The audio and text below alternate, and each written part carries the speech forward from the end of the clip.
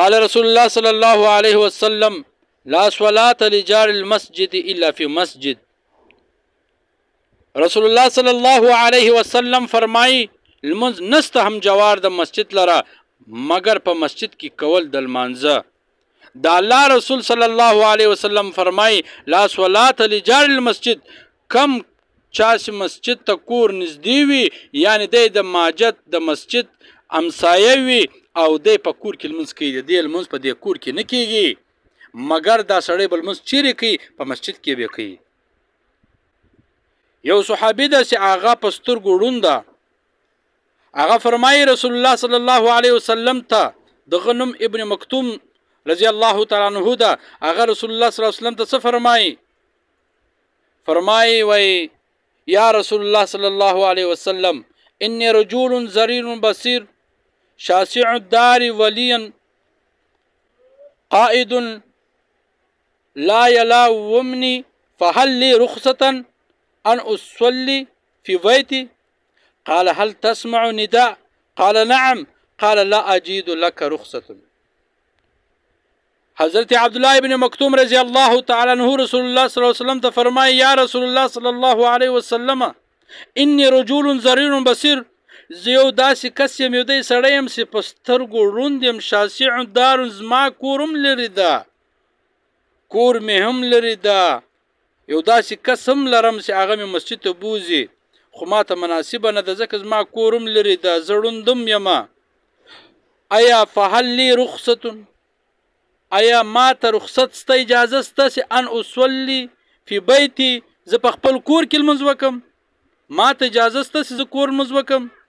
زه خو ړوند یم په سترګو، کور مې هم لرې ده، سرای مې هم لرې ده د مسجد څخه، ایا ما ته اجازه سته چې زه کور لمونځ وکم، مسجد ته ولاړ نسم؟ قال رسول الله صلی الله علیه وسلم ورته وفرمایل هل تسمع نداء، ته اذان اورې؟ قال نعم. ده ورته و زه اذان اورم. نو رسول الله صلی الله علیه وسلم څه ورته فرمایي؟ ورته فرمایي لا اجد لك رخصة، زه اجازه نسم درکولی، لا اجد لك رخصة، زه اجازه نسم درکولی چې ته کور لمونځ وکې. نو ای عزیزه، ای مسلمانه، نو ما او تا ته به څنګه اجازه وي چې ما او تا اذان هم اورو، قامت هم اورو، د خلکو اواز، د خلکو خبرې هم کور ته را رسیږي، بیا هم ما او تا کور لمونځ کوو، مسجد ته نه ورځو؟ نو ما او تا ته به څنګه اجازه وي؟ نه ړانده یو، نه ګوډیان و شلیان یو، الله روغ صورت را کړی ده او موږ تاسې هر څه کولی سو، یعنی الله روغ صحت را کړی ده، بیا هم په کور کې لمونځ کوو. نو څنګه به اجازه وي چې رسول الله صلی الله علیه وسلم یو داسې کس ته چې هغه داسې صحابي و چې هغه په سترګو ړوند ده او هغه ته فرمایي وایي ته اذان اورې؟ هغه وایي و. رسول الله صلی الله علیه وسلم ورته فرمایي وایي تا ته زه اجازه نسم درکولی چې دې کور لمونځ وکړې. نو ما او تا ته به چیرې اجازه وي؟ داسې کسان سته چې په دې کلي کې اوسي، د مسجد په دې کلي کې دي، ورسه ورته ووایه د مسجد دروازه په څنګه رنګ ده، د مسجد چې دننه ورسې د مسجد برنډې ته ورسې د مسجد څو دروازې دي او په مسجد کې څه رقم مسلې ستا پرتې دي یا کې لګېدلې دي، د مسجد څه رقم رنګ ده، دا به هم درته نه معلوم.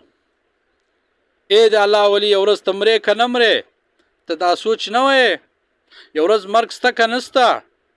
بیا چې مړ سي نو بیا د مسجد ملا در په یادېږي، بیا دا ټولو عزیزانو ته د مسجد ملا امام صاحب منډې وروهي، بیا ملا صاحب را روانې 3 ورځې د ده پر فاتحه باندې ناست وي. دا ملا صاحب ته نه ده جایز چې دی 3 ورځې ستا پر فاتحه باندې ناست او ته په دا ټول عمر کې یو ورځ هم دې مسجد ته نه ورغلې، یو ورځ هم ته دې په مولي صاحب چې تا اقتدا نه وکړله، لمونځ دې نه وکړی، لمونځ دې په جماعت نه وکړی. ته یو وخت کې په خپل ګریوان کې دی وګوره، یو وخت به تا ته مرګ راسي، بیا به ته څه کوې؟ بیا ته له مرګ سره مقابله کولی سې؟ بیا به ته چې کله وفات سې بیا په دې قبر کې د شخ کې په دې قبر کې بیا ستا څه حال وي؟ دا قبر چې دا د تور تاریکیو ځای ده، د دې دپاره تیاري کول پکار دي.